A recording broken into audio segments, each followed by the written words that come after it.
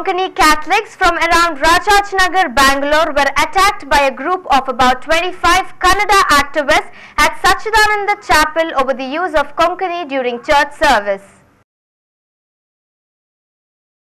The parish churches in Bangalore being too small to accommodate the large number of Catholics, and as they do not have services in English or Konkani, some of the Konkanis from around Rajajnagar and Yeshwantpur frequent Sachidananda and Sabhavana chapels of the Capuchin and Carmelite fathers respectively. There have been constant threats from some Kannada activists to stop all services in languages other than Kannada.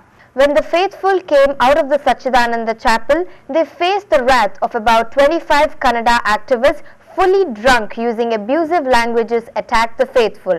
The Catholics, totally taken by surprise, put up a tough resistance.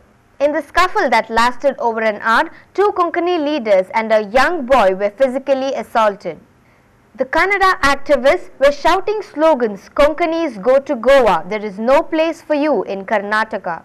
In a short while, the police arrived at the scene and dispersed the crowd.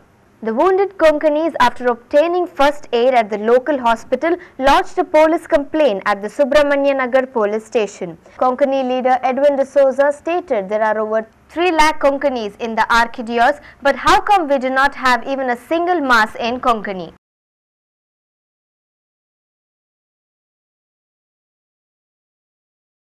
Child Development Program Officer of Mangalore Rural cracked a child trafficking case and rescued a 1-month-old girl child at Kinnigoli near Mangalore. On a trip of the CDPO raided a house at Kinnigoli where a family was fostering the baby for the last 23 days. The rescued baby has been shifted to Fit Institution in Puttur.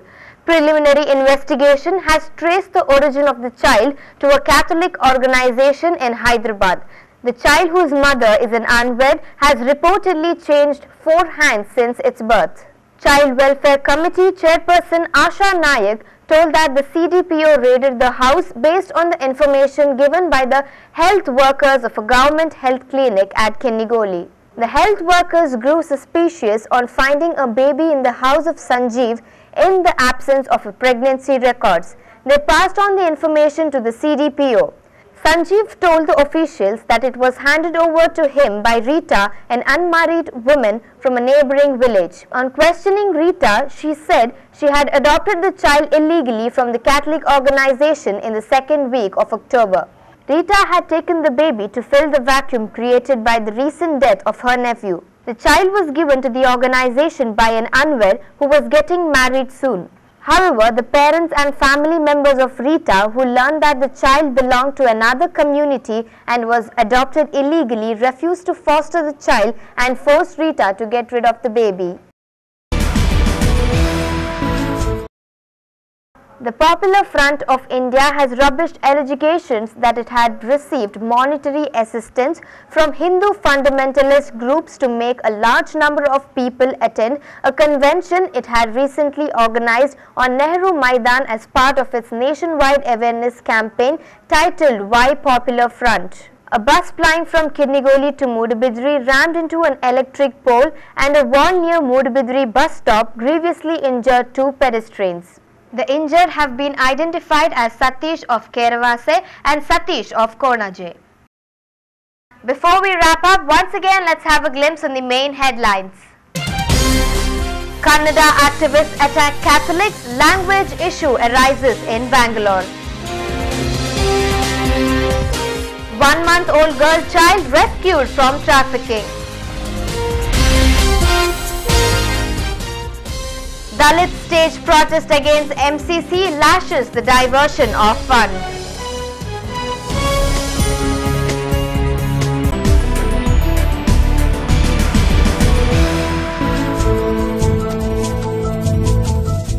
That's it in this edition. For more news, keep watching V4 News 24/7, or you can log on to www.v4news.com. Thank you.